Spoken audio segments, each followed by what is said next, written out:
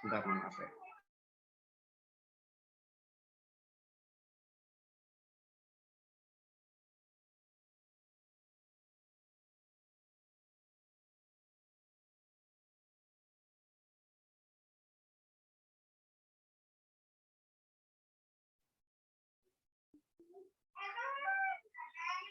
Baik, kita lanjutkan ya setelah kemarin. Sudah bisa dilihat ya slide-nya?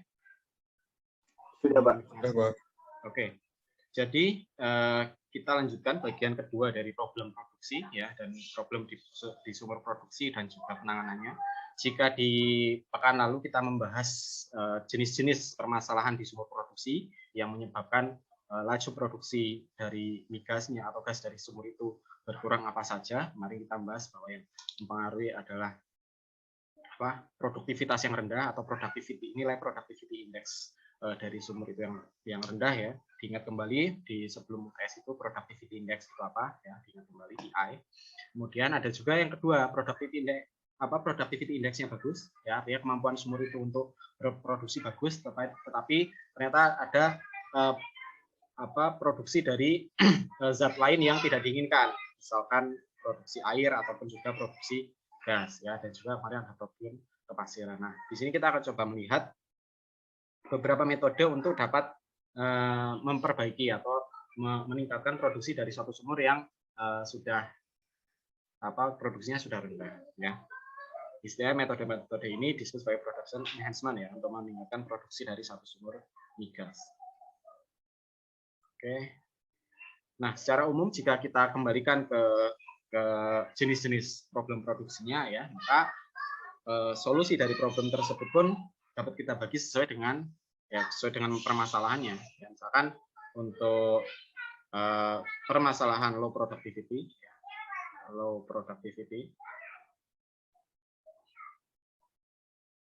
jika sumur itu memiliki produktivitas atau productivity index yang rendah, ya, dengan kemarin ditunjukkan beberapa hal yang menyebabkan terjadinya low productivity, misalkan terjadi kemarin formation damage ya. Low productivity ini karena formation damage misalkan. Formation damage itu apa kemarin? Yaitu adanya sumbatan di sekitar lubang sumur ya, sumbatan yang terjadi di sekitar lubang sumur. Itu menyebabkan productivity index turun. Yang ditunjukkan di sini adalah nilai skin factor yang besar ya. Nah, untuk mengatasi hal tersebut ya, secara umum yang paling banyak digunakan, metode yang digunakan adalah yang pertama disebut dengan acidizing ya. Nanti kita lihat seperti apa. Dan juga yang kedua adalah hydraulic fracturing. Ini adalah dua metode stimulasi sumur ya. Ini metode untuk meningkatkan produktivitas sumur disebut dengan stimulasi sumur. Yang paling banyak itu acidizing dan hydraulic fracturing. Nah, turunannya banyak ya, artinya metode yang merupakan modifikasi dari kedua metode ini, misalkan hydraulic fracturing tetapi menggunakan acid, menggunakan asam, itu juga ada, dan juga metode-metode lainnya ya. Tapi secara garis besar metodenya ada dua ini.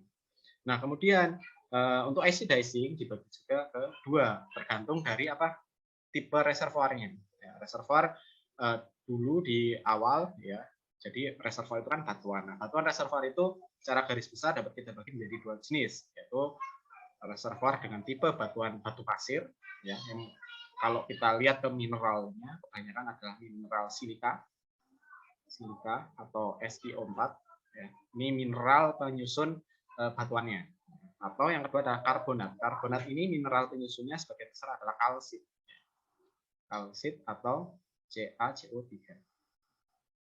Nah, untuk kedua jenis batuan ini ya, nanti treatmentnya beda ya. Yang membedakan adalah jenis asam yang digunakan.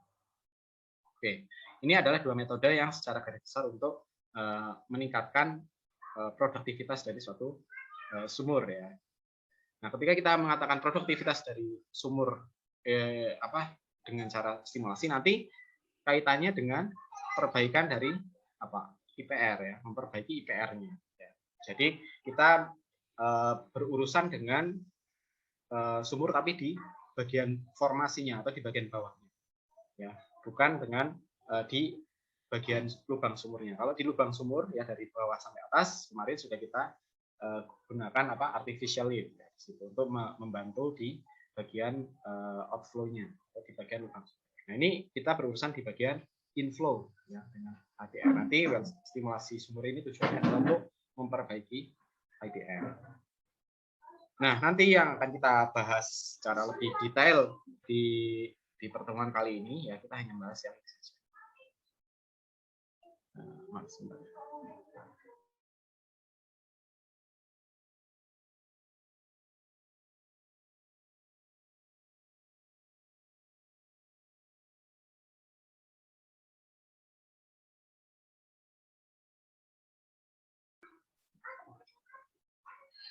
Oke, kita lanjutkan. Jadi di pertemuan kali ini ya kita akan fokus di bagian pertama ini saja ya. Ya, karena topik untuk metode-metode yang digunakan untuk meningkatkan produksi dari sumur itu sangat banyak dan juga teknologinya terus berkembang sampai sekarang. Jadi kalau kita lihat acid dicing ini sudah digunakan sejak tahun 1940, tetapi sampai sekarang masih digunakan tentu dengan berbagai modifikasi, berbagai optimasi gitu ya. Nah, seperti itu. Jadi kita batasi sekarang sebagai perkenalan hanya yang pertama. Nah, untuk yang mengatasi problem produksi di mana di situ ada produksi air yang terlalu banyak ya, kemarin ditunjukkan oleh nilai water cut atau kadar air yang meningkat ya. Ini tentu tidak diinginkan. Nah, beberapa metode yang digunakan antara lain disebut dengan metode water shut off ya. Metode water shut off ini intinya adalah kita bertujuan untuk menyumbat formasi yang di situ sebagai sumber air yang menyebabkan produksi di sumur tersebut kadar airnya tinggi. Nah, ini biasanya menggunakan gel ya, gel atau polimer. Jadi gel itu dia bisa bersifat untuk menyumbat pori-pori sehingga dari lapisan batu pasir atau lapisan reservoir yang menghasilkan air itu menjadi disumbat. Nah, kemudian ada yang disebut dengan squeeze cementing. Ini tujuannya adalah untuk memperbaiki memperbaiki cementing ya, penyemenan, memperbaiki cementing ya. Ini misalkan untuk kasus channeling, Jadi ada air yang mengalir melalui lapisan semen yang dia rusak, ya. Bisa dilihat kembali di berikutnya, di pertemuan sebelumnya. Dan kemudian juga ada downhole water sink. Nah, ini maksudnya adalah air itu diproduksikan, ya, tetap diproduksikan, tetapi kemudian tidak diproduksikan ke atas, tapi diproduksikan secara terpisah ya, tidak menjadi satu ya. Nah, ini juga mungkin tidak perlu saya jelaskan lebih detail ya di sini. Nah, kemudian untuk memperbaiki produksi itu juga terkait dengan sistem produksi secara umum ya.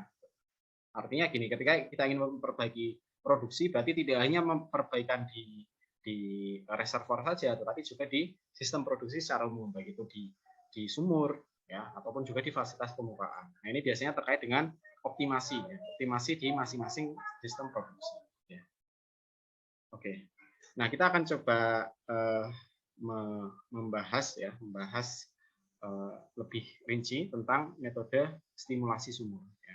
Jadi yang disebut dengan metode stimulasi sumur itu ya adalah secara umum disebut sebagai suatu treatment ya, atau suatu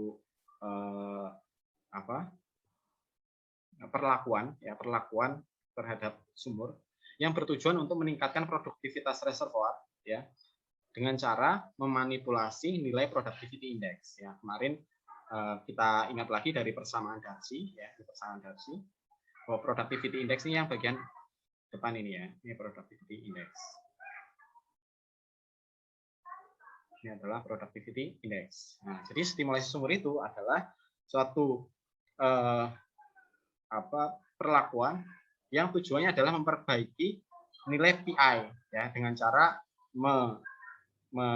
mengubah parameter yang ada di dalam persamaan ini Nah, di sini dipilih mana parameter yang bisa diubah. Nah, kalau kita lihat secara umum nilai K susah diubah ya, karena ini kan pemberian dari Tuhan Yang Maha Esa ya. Jadi kondisi reservoir itu permeabilitasnya berapa itu biasanya sudah ada segitu, tidak bisa diubah. Sama juga dengan H, ketebal reservoir ini juga tidak. Nah, ini faktor formasi dan juga viskositas ini terkait dengan sifat fluida. Ini juga tidak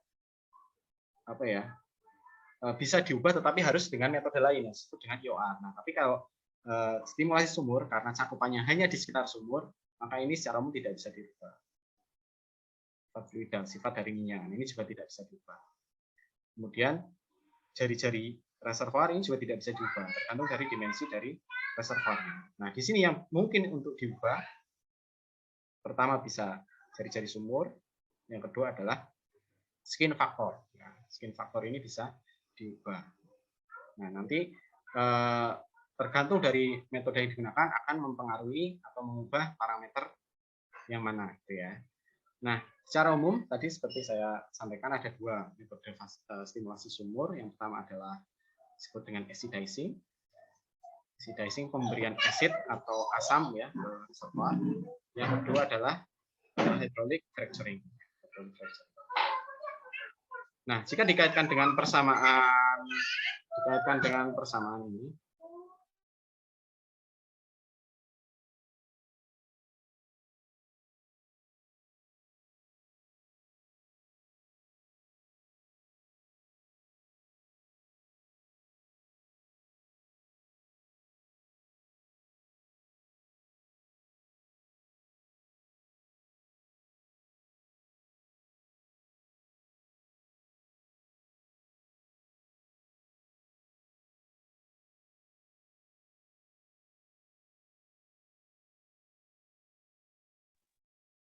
oke, kita lanjutkan.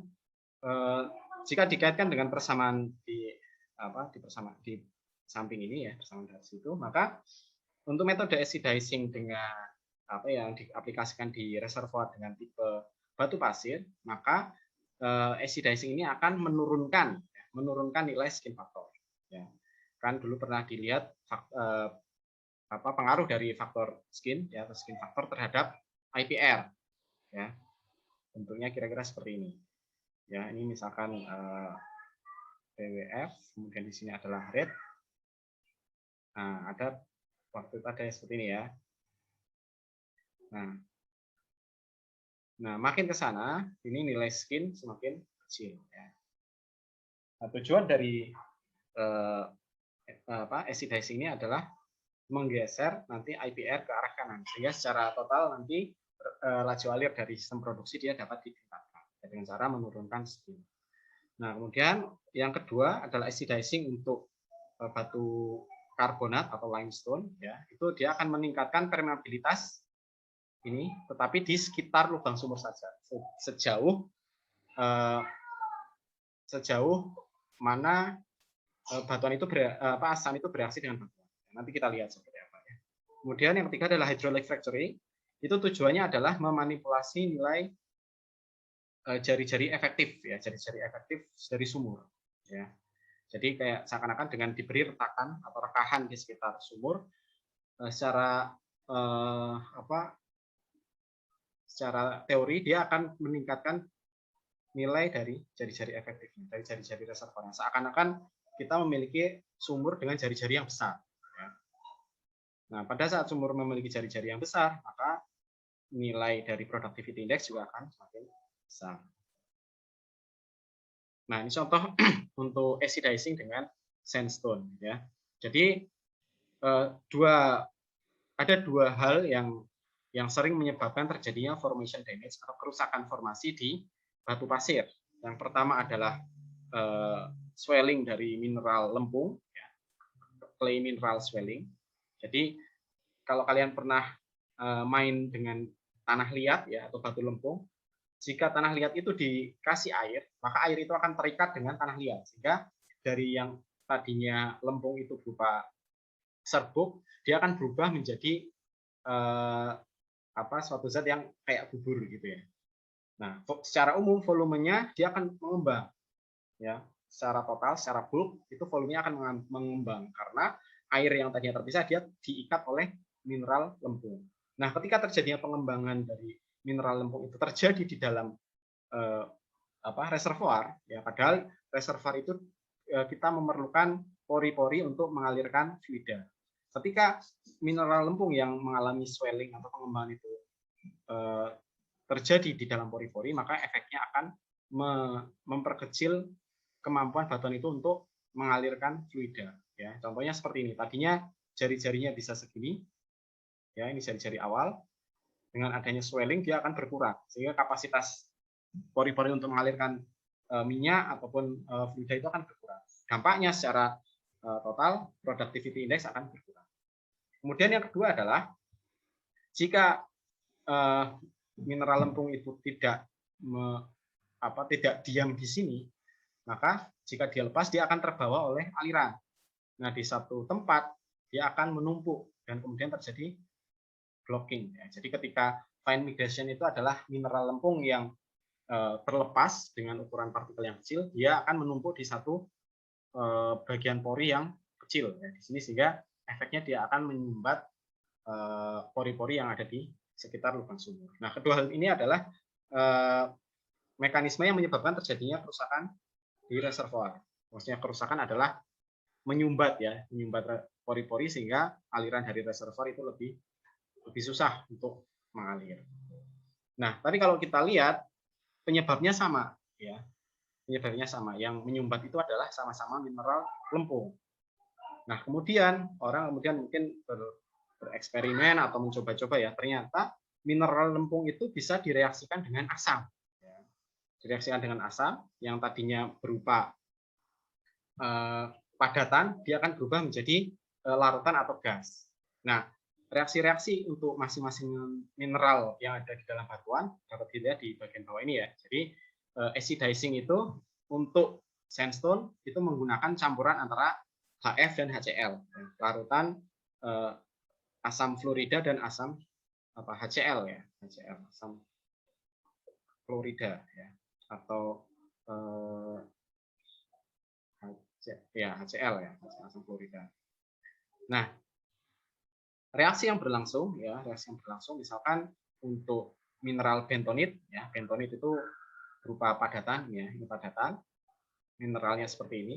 Ketika dia direaksikan dengan HF, ya, dengan asam fluorida tadi, kemudian berlangsung pada kondisi yang sangat asam juga di dalam reservoir, maka dia akan berubah, ya, tadinya padatan dia akan berubah menjadi di sini larutan, ya, ini aqueous, ya, berupa ion, kemudian ada gas, ya, dan juga ada di sini adalah air. Ya.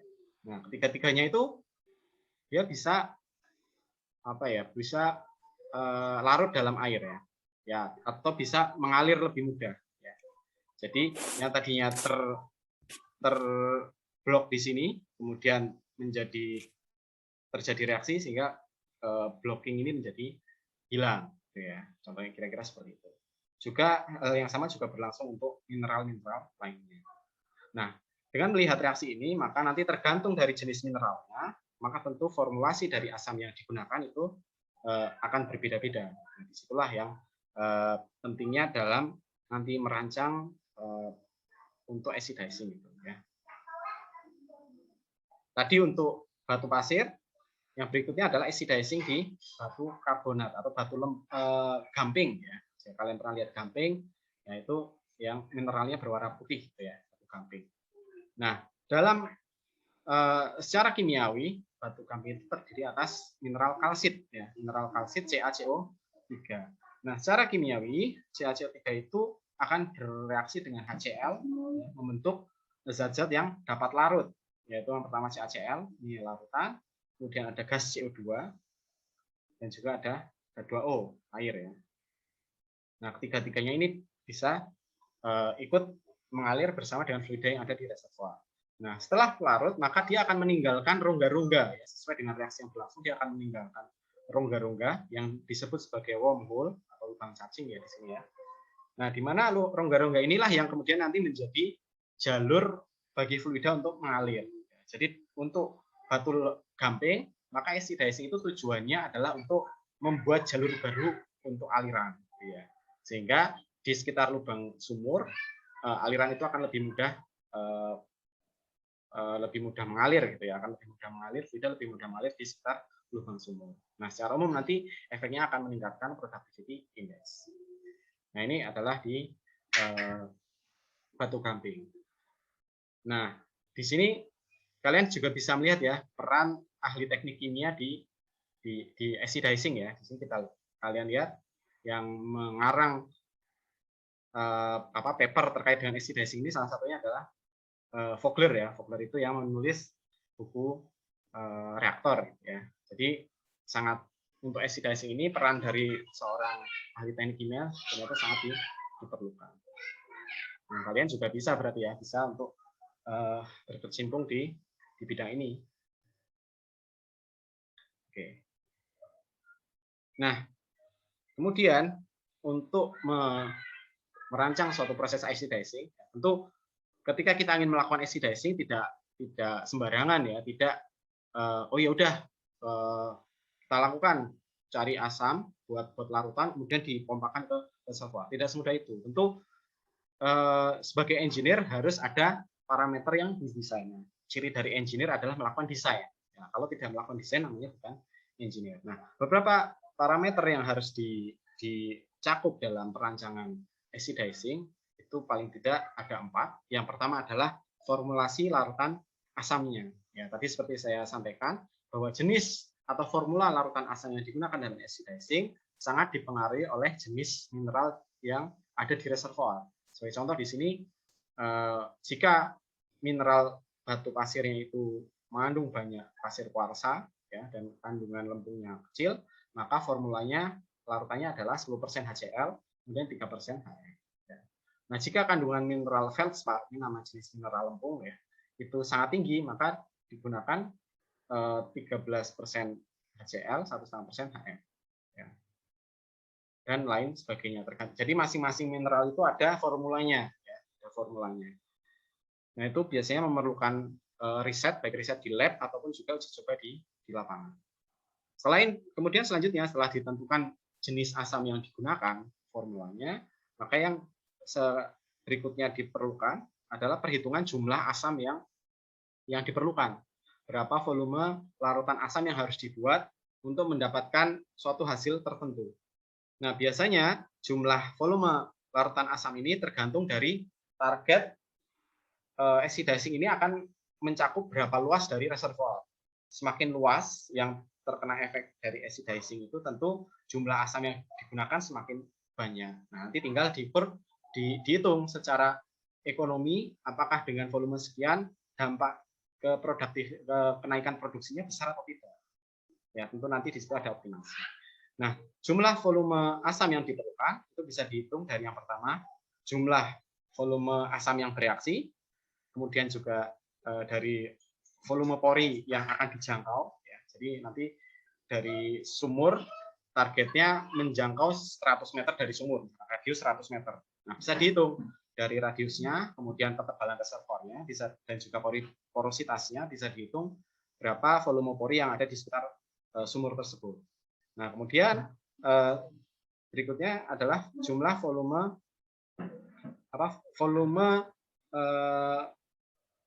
lubang yang baru ya. Jadi kan tadi dengan acidizing akan terjadi reaksi ya, akan terjadi reaksi meninggalkan istilahnya yang tadinya padatan menjadi larutan. Akan itu akan membentuk satu lubang yang baru. Nah, itu harus diisi oleh asam juga. Nah, kira-kira seperti itu. Intinya setelah ditentukan formula dari asamnya, berikutnya adalah menentukan jumlah dari asam yang diperlukan. Kemudian yang ketiga adalah setelah ditentukan jumlah asamnya adalah laju injeksi. Jadi kan acidizing ini nanti di satu sumur ya, misalkan sumurnya seperti ini. Kemudian kita memiliki ini reservoir. Nah, acidizing ini adalah nanti dari atas ini akan dipompakan. Ini misalkan ada mobil pompa di sini ya, mobil pompa dipompakan ke reservoir. Nah, reservoir itu kan dia memiliki tekanan reservoir ya. Nah, agar asam itu bisa masuk ke dalam reservoir, maka tentu tekanan di sini itu nanti harus lebih besar ya, lebih besar dari tekanan reservoir. Tetapi tekanan di depan sumur ini juga tidak boleh melebihi dari tekanan maksimumnya. Maksud dengan tekanan maksimum dalam acid dicing adalah tekanan breakdown pressure. Ya, jadi tekanan yang menyebabkan batu pasir yang ada di dasar sumur itu rekah, terjadi rekahan, gitu ya.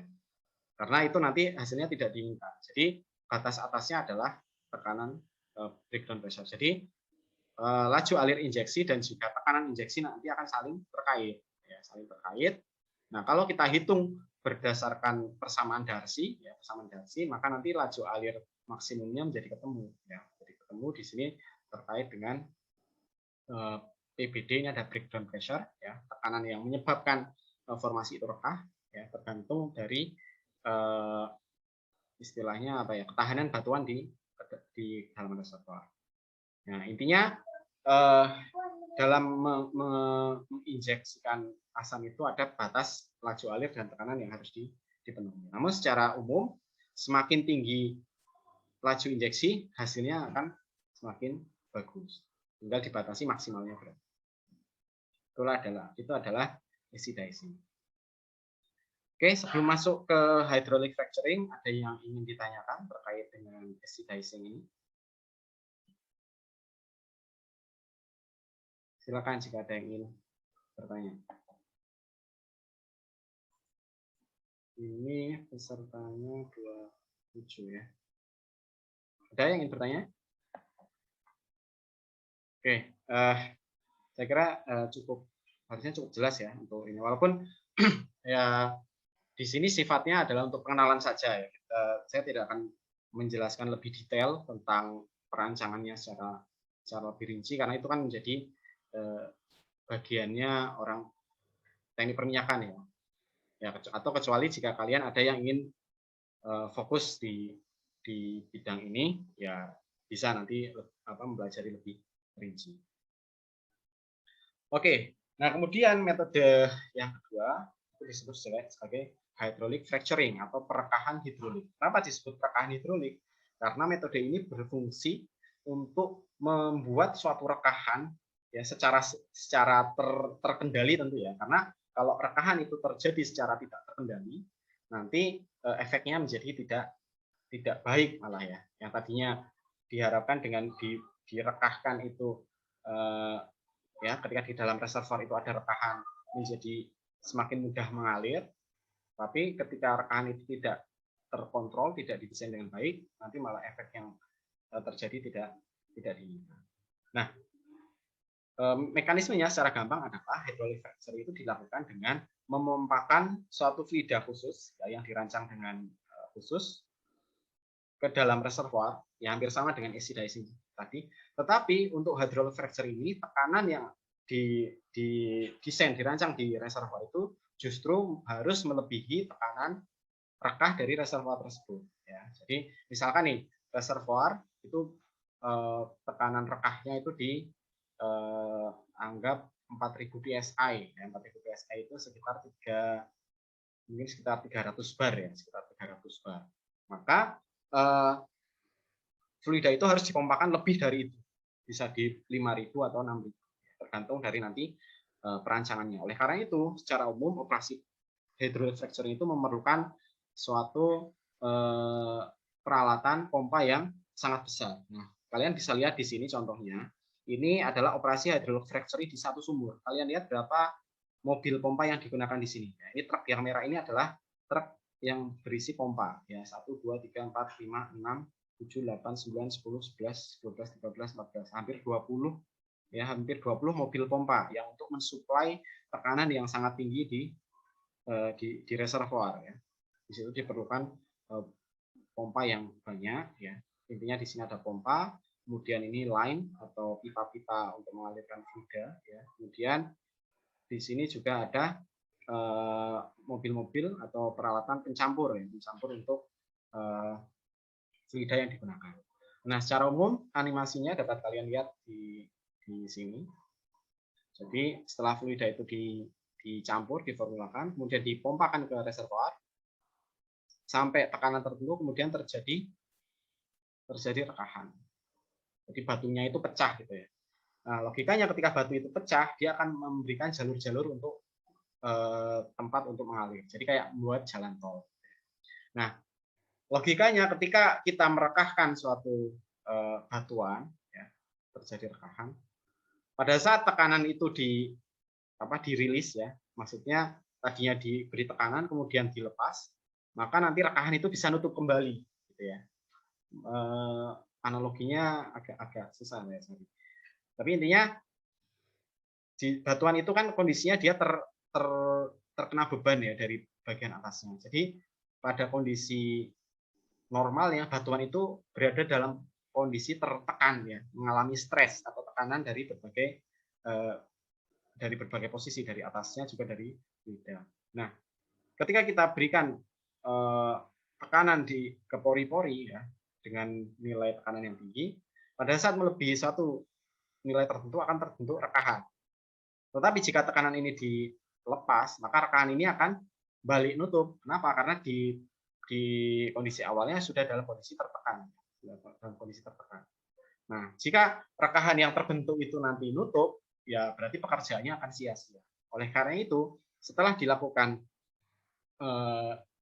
perekahan, dipompakan sampai tekanan tertentu, setelah itu yang dilakukan adalah dengan cara menginjeksikan material propan. Ya. Propan ini adalah material pengganjal rekah. Pengganjal rekah disebut dengan propan. Pengganjal rekah. Nah, biasanya propan ini adalah suatu batuan, bukan batuan ya, intinya padatan dengan diameter yang seragam, dan kekuatan tertentu sehingga ketika propan ini diinjeksikan dia akan mengganjal rekahan ini agar tetap terbuka sehingga rekahan ini nanti menjadi jalan tol bagi fluida yang akan mengalir ke sumur. Nah, propan ini juga harus dirancang dengan spesifikasi tertentu. Oke, nah biasanya diameternya juga ditentukan. Nah, salah satu hal yang penting terkait dengan perancangan hydraulic fracturing adalah fracture geometri atau bentukan dari rekahan yang dihasilkan. Nah, bedanya hydraulic fracturing dengan tadi misalkan kok di acidizing itu kenapa nggak sekalian di hydraulic fracturing gitu ya? Pada kondisi normal acidizing itu diharapkan tekanannya tidak melebihi tekanan rekah. Ya. Karena jika kita akan merancang suatu perekahan itu harus benar-benar dikendalikan. Ya. Tekanannya berapa kenaikan tekanan itu juga harus diatur. Ya, harus diatur. Jika tidak diatur, gambarannya seperti ini misalnya. Gambarannya seperti ini. Misalkan saya punya reservoir seperti ini. Ini contoh reservoir. Di situ ada minyak atau gas. Nah, kemudian, wah, reservoir ini kok produktivitasnya rendah. Saya ingin melakukan stimulasi dengan cara fracturing. Nah, jika fracturing itu tidak dirancang dengan baik, maka rekahan ini bisa menjalar kemana-mana, tidak terkendali. Bisa nggak ke samping ya, bisa ke atas, bisa ke bawah. Ya kalau ke bawah nggak ada apa-apa. Kalau di bawah itu terus ternyata di bawah ini adalah zona air. Ada zona air, kemudian ada rekahan sampai ke zona air. Ya kita kayak ngasih jalan tol ke air untuk mengalir ke sumur. Tadinya sumur itu berproduksi dengan anggaplah 50 barrel, begitu zona air itu dikasih jalan tol, nanti produksinya jadi air semua. Nah, tentu tidak diinginkan. Nah, contoh lagi rekahan yang tidak terkendali, tapi ini terjadi secara natural ya, secara alami. Ya contoh seperti di Lapindo. Ya. Ketika rekahan itu tidak terkendali, dia menuju ke lapisan batuan yang mana di situ ada akumulasi lumpur. Nah, itu contoh rekahan yang tidak terkendali. Nah, di hydraulic fracturing ini bentuk rekahan yang terjadi itu didesain, dirancang sehingga dengan suatu parameter operasi tertentu diperoleh suatu rekahan dengan bentuk dan arah tertentu. Ya, bentuk tertentu berarti lebarnya diketahui, kemudian jauhnya bisa diperkirakan, kemudian juga arah dari rekahannya juga bisa diperkirakan. Nah, untuk bisa memperkirakan bentuk dari rekahan yang dihasilkan, ya tentu ada metode-metode modeling ya, pemodelan bentuk rekahan. Nah, secara aktual bentuk rekahan itu akan ya tidak beraturan ya, mungkin bentuknya seperti ini, ada yang ke sana ya. Nah, untuk keperluan pemodelan itu biasanya diidealkan ya, bentuk rekahan kira-kira seperti ini. Nah, arah bukaan dari rekahan itu tentu tergantung dari arah stres minimum ya. Jadi di batuan itu pada arah mana stres atau istilah bahasa Indonesia tegasan ya, tegasan mekaniknya itu paling kecil. Nah, contoh kalau secara umum ya, kalau batuan itu secara vertikal, arah tegasan yang paling besar itu arah atas bawah karena ada gravitasi. Ada gravitasi. Nah, biasanya arahnya akan seperti ini, tergantung nanti secara horizontal arah tegasan mana yang paling minimum. Jika ke arah sana, ini yang paling minimum, maka tentu ketika dipecahkan bukanya akan tegak lurus dengan arah tegasan minimum. Jadi secara umum arah bukaan dari bidang rekahan ini adalah tegak lurus. Jadi fracture itu tegak lurus secara umum ya, tegak lurus dengan arah stres minimum. Nah, ini perlu kajian yang lebih mendalam terkait dengan mekanika dari batuan. Nah, dari bentuk idealisasi rekahan itu ada beberapa parameter yang nanti akan mempengaruhi hasil dari fracturing ya. Di sini parameternya yang paling penting adalah fracture height ya. Fracture height itu ketinggian dari bidang rekah ya. Jika ini saya gambarkan ke sini, maka ini adalah fracture height yang ketinggian dari bidang rekah. Kemudian ada fracture half length. Jadi rekahan itu akan terbentuk ke arah kanan dan kiri ya. Nah, ada parameter namanya XF, ini adalah bagian sininya saja. Ini adalah XF. Jadi panjang rekah ke satu sisi. Itu adalah XF, kemudian ada lebar dari rekahan yang dihasilkan. Adalah W ini ya. Nah, tiga parameter ini nanti akan berpengaruh ke bentuk dari ke perbaikan atau produktivitas dari sumur setelah dilakukan fracturing, gitu ya. Nah, bagaimana mendapatkan parameter ini? Ya tentu tadi ada metode perancangan atau pemodelan dari geometri fracture yang dihasilkan. Nah, itu mungkin tidak akan saya bahas di sini karena itu perlu satu mata kuliah khusus ya terkait dengan hydraulic fracturing ini. Ya kira-kira seperti itu. Oke. Nah, salah satu metode untuk memperkirakan produktivitas sumur ya setelah dilakukan fracturing, ya ini metodenya kira-kira seperti ini. Jadi setelah dilakukan fracturing, setelah dilakukan perekahan, maka kita bisa menghitung namanya fracture conductivity. Fracture conductivity atau FCD itu nilainya adalah ini, KF permeabilitas fracture. Seperti kita tahu, fracture itu rekahan itu kan sangat mudah mengalirkan fluida. Ya contoh misalkan kalian punya gelas, ya kok ada rekahannya, ada retakannya kecil. Walaupun kecil, tapi dia akan bisa membuat gelas itu bocor. Berarti dia sangat mudah merembeskan atau mengalirkan fluida. Nah, di sini konduktivitas dari fracture itu dinyatakan dengan permeabilitas fracture. Ya, kemudian lebar dari fracture yang dihasilkan dibagi dengan permeabilitas batuan asli sebelum di fracture permeabilitasnya berapa dikalikan dengan XF fracture half length. Nah, kemudian dari FCD ini nanti digunakan untuk menghitung parameter ini, ya SF ditambah ln XF per RW. Ya. Jadi dari FCD fracture conductivity misalkan diperoleh nilai fracture conductivity di sini 20 misalkan ya. Sana dibaca ke arah sini. Berarti nilai ini sekitar 0,24 0,7 misalkan.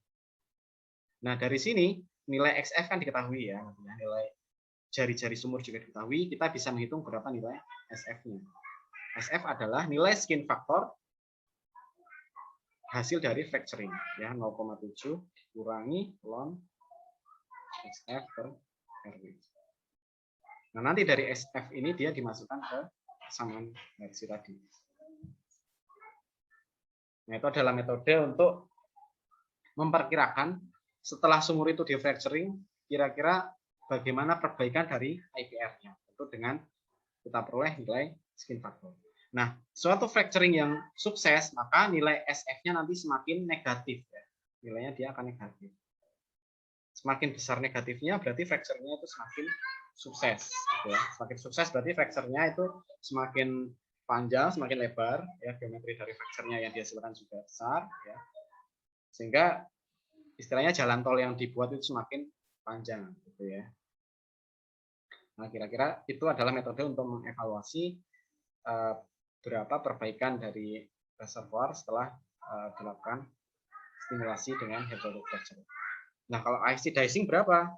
Nah, IC dicing itu biasanya setelah IC dicing dilakukan pengujian sumur, kita dapatkan nilai skin faktornya setelah dilakukan pengujian sumur, baru nanti dimasukkan ke persamaan dicing. Nah, contoh misalkan kita memiliki satu sumur, vertikal ini adalah lapangan gas, permeabilitasnya sangat kecil 1 milidarsi. Kemudian sumurnya itu vertikal, ya, dengan jari-jari sumur 0,328 feet, ya, 0,328 feet ini sekitar per 12 ya, per 12 berarti, dikali 12 berarti sekitar 4 inci ya, sekitar 4 inci. Kemudian luas area reservoirnya adalah 160 ekor. Yang 1 ekor itu 43.560 feet kuadrat, ya, 1 ekor.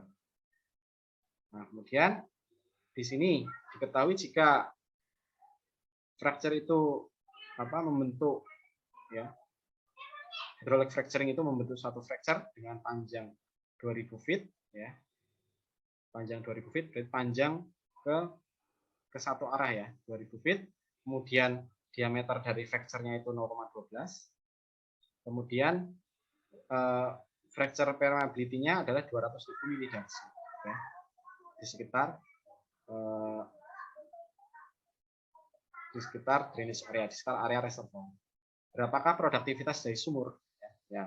Nah, ini caranya sama, kita harus menghitung pertama adalah fracture conductivity dulu. Tadi adalah permeabilitas fracture, ya, dikalikan lebar fracture, ya,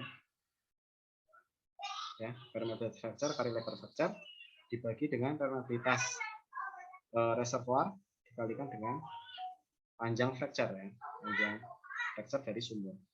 Nah, tinggal kita masukkan 200.000 milidarsi dikalikan lebarnya adalah 0,12 inci, 0,12 inci dibagi 12, ya. Ini berarti jadi feet, ya. Dibagi K-nya adalah 1 milidarsi dikali panjangnya adalah 2000 feet. Ya. Nah, ini kalau kita hitung ketemunya menjadi 2. Fracture conductivity-nya 2. Nah, kalau 2 berarti di sini, ya, di 2. Nah, di sini sekitar 1,2. Berarti nilai dari skin plus ln XF per RW itu sama dengan 1,2. Jadi nanti skin faktornya setelah fracturing adalah 1,2 dikurangi ln XF per RW. Tinggal kita masukkan 1,2 dikurangi ln XF-nya tadi 2000 feet dibagi dengan jari-jari sumur, ya, 0,328 sama dengan, coba kita hitung,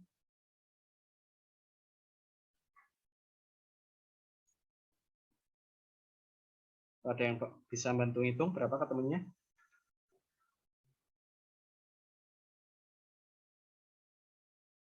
Mana kalkulator?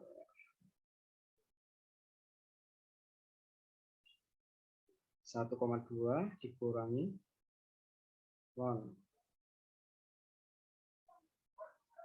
2000 feet dibagi 0,3.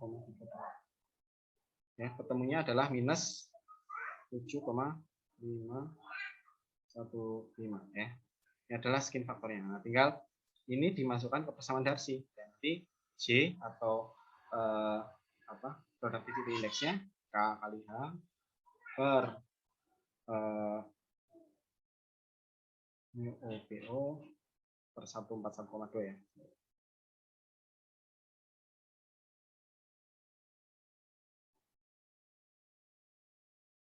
Nah, di sini pertanyaan adalah berapa peningkatan ya? Berapa kali?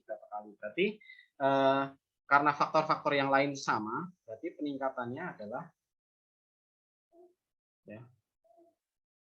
Peningkatannya adalah ini. Ya. Berarti J setelah factoring dibagi J initial ya, karena faktor yang lain sama. Dan nanti ketemunya adalah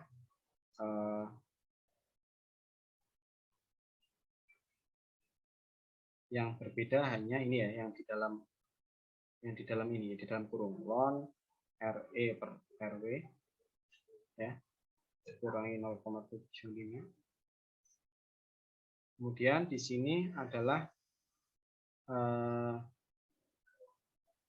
RE per RW kurangi 0,75 ya, ditambahkan skin faktornya negatif ya, ditambah SF. Nah, ini tinggal nanti dihitung. Nah, RE-nya berdasarkan luas dari reservoir ya, anggap bulat reservoirnya, kita bisa menghitung jari-jarinya. Nah, ini adalah peningkatan dari productivity index dari sumur ya, dari sumur setelah dilakukan factoring. Oke, mungkin kira-kira seperti itu untuk simulasi ya. Nanti untuk UAS juga mungkin ada soal terkait hal ini ya. Jadi analisis nodal IPR itu nanti tetap digunakan ya untuk perhitungan ya. Tapi nanti ada tambahan. Oke, sampai sini ada yang ingin ditanyakan terkait dengan stimulasi sumur? Ini materi terakhir. Izin bertanya, Pak. Oh iya, silakan. Yang pertama itu kalau misalkan nilai skin factor yang didapetin di sini plus itu masih nggak apa-apa? Ya kalau plus, ya kalau dapatnya plus ya berarti nggak berhasil gitu ya. Artinya misalkan ya kamu bisa coba nanti ya, bisa coba pada nilai berapa ketemu skin faktornya plus, nilai fracture conductivity-nya berapa. Tentu makin ke sini ya, makin ke sini dia akan makin kecil nilai SF, makin mendekati 0 lah, makin ke sini ya. Itu artinya fracture yang dihasilkan itu tidak berhasil. Karena setelah fracturing konduktivitas dari fracture-nya itu sangat kecil. Jadi kayak nggak ada efeknya.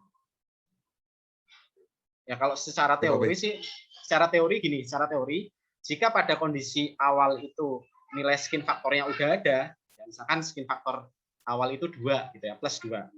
Nah, dengan adanya fracturing ini kan berarti ada skin faktor yang menegatifkan ya, yang mengurangkan. Nanti nilai skin faktor totalnya adalah nilai skin faktor awal dikurangi skin faktor dari fracturing ini.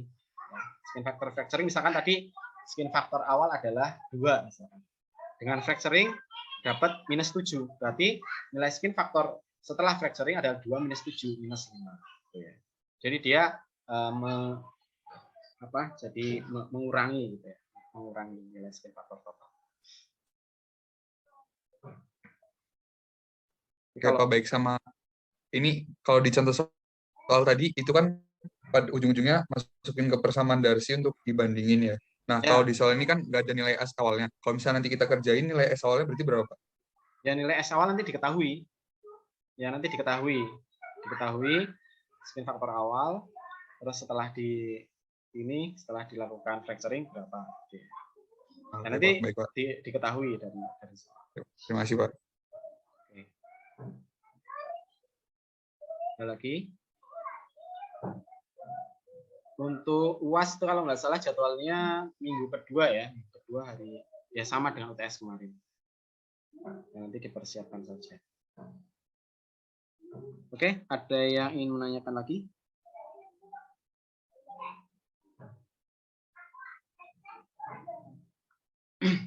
Oke, jika tidak ada, mungkin ini ya pertemuan terakhir materinya sampai ini. Nanti juga UAS mulai dari setelah UTS sampai ke sini. Tetapi tentu yang setelah UTS kan ada analisis modal ya. Itu masih terkait dengan IPR, dengan TPR, jadi jangan dilupakan ya. Oke, jika tidak ada lagi pertanyaan dari saya, cukup sekian ya. Terima kasih atas perhatian dan partisipasinya. Semoga materi dari awal perkuliahan sampai terakhir ini bisa bermanfaat buat teman-teman sekalian. Saya tutup. Assalamualaikum warahmatullahi wabarakatuh. Waalaikumsalam. Waalaikumsalam warahmatullahi wabarakatuh. Terima kasih, Pak. Terima kasih, Pak. Terima kasih, Pak.